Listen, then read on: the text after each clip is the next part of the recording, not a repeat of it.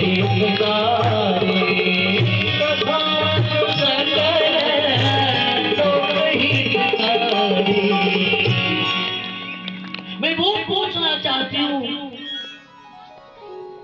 जिससे सबका हित हो, और मुझे लगता है कि कथा के अलावा और ऐसा कोई दूसरा उपाय नहीं। केवल कथा ही एक ऐसी चीज है जिसमें सबका हित सन्निहित है। और या तो कथा और दूसरे पढ़ने वाले बच्चे बैठे हैं और विद्यालय है, या तो कथा और या तो साहित्य। हितेन सहितमिति साहित्यम, जिसमें सबका हित सन्निहित हो। और यह लोक और परलोक जो बना सके वो केवल भगवान की कथा है।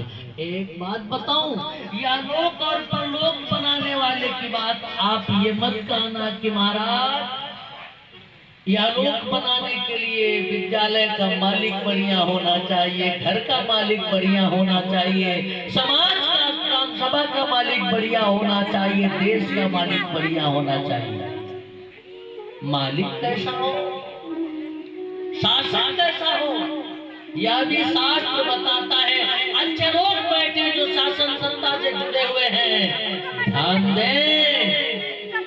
अगर राम जी का शासन बढ़िया था, अगर शासक राम थे, हम राम राज्य की कल्पना करते हैं कि राम राज्य बैठे थे लोका, हर्षित भय गए सबसो का, नहीं दरिद्र को दुखी न दीना, नहीं को अवध लक्षण हीना।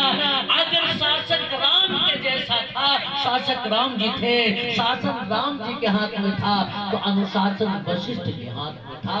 अगर शासन महाराज जनक के हाथ में था, तो अनुशासन सदानंद के हाथ में था। अगर शासन द्वारिकाधीश भगवान श्री कृष्ण के हाथ में था, तो अनुशासन गर्गाचार्य के हाथ में था। अगर शासन चंद्रगुप्त मौर्य के हाथ में था, तो अनुशासन चाणक्य के हाथ में था, अनुशासन चाणक्य के हाथ में था। अनुशासक भी बढ़िया होना चाहिए, और अनुशासक बढ़िया बनाता कौन है? शास्त्र बढ़िया बनाता है। आज पार्वती कह रही है मुझे ऐसी वैसी कथा नहीं सुननी है, मुझे वह कथा सुननी है जिससे सबका हित हो, जहाँ यह पता चल जाए कि सास और बहू के बीच कैसा संबंध होना चाहिए, जहाँ यह पता चले कि पड़ोसी को पड़ोसी के साथ कैसे रहना है, जहाँ यह पता चले कि पिता पुत्र को कैसे साथ रहना चाहिए, जहाँ यह भी बताया जाए कि भाई को भाई के साथ कैसे रहना चाहिए। कथा तो सकल लोक हितकारी, सोई पूछन चह शैल कुमार। शंकर जी ने कहा हे पार्वती, अपने अधिकार का दुरुपयोग मत करो। एक जगह गए निमंत्रण लेकर के, पंडित जी नहीं, पंडिताइन थी, निमंत्रण दिया मैंने और कहा पंडित जी से कहिएगा पधारने की कोशिश करेंगे। अरे उन्होंने कहा महाराज हम कहेंगे बस होइए। हमने कहा उनसे भी आप कह दीजिएगा मेरा निवेदन। अरे कहा जब हम कहेंगे तो के औकात बक न जाएंगे, हिम्मत का उनके न जाएंगे महाराज, जब कहेंगे तो जाएंगे।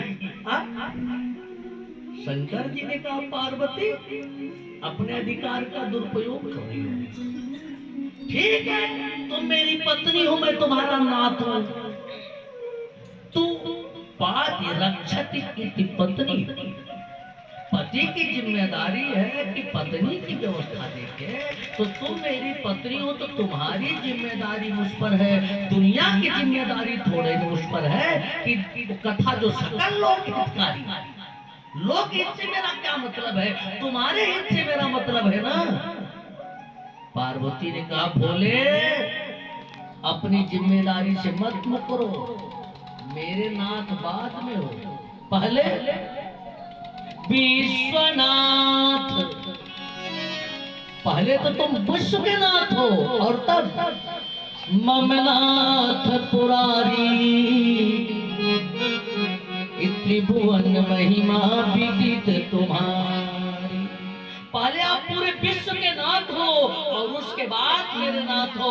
इतना ऊंचा आसन मिल गया, दिए गए तो विश्व का कल्याण नहीं करोगे। एक बात जान लो भोले। कहा क्या? व्यक्ति जब किसी ऊंचे पद पर बैठा दिया जाता है तो उसकी जिम्मेदारी भी ऊंची हो जाती है, और यदि वह व्यक्ति उस पद का कुशलता के साथ निर्वहन न कर पाए तो उस व्यक्ति के साथ साथ वह पद भी कलंकित होता है, कलंकित होता है।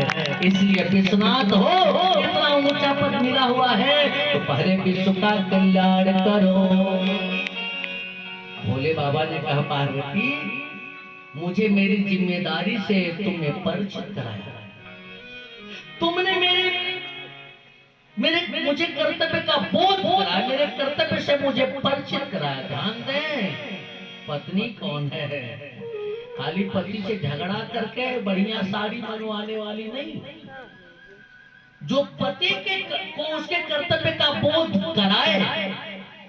पतना त्रायते थी पत्नी, जो अपने पति को पतन से बचाए, जो अपने पति को सन्मार्ग पर चलाए, जो अपने पति को सच्चा रास्ता दिखाए, वो पत्नी है। आज पार्वती ने कहा ऊंचे पद पर प्रतिष्ठित हो गए, अगर आपसे जगत का कल्याण नहीं हो पाएगा तो दुनिया के लोग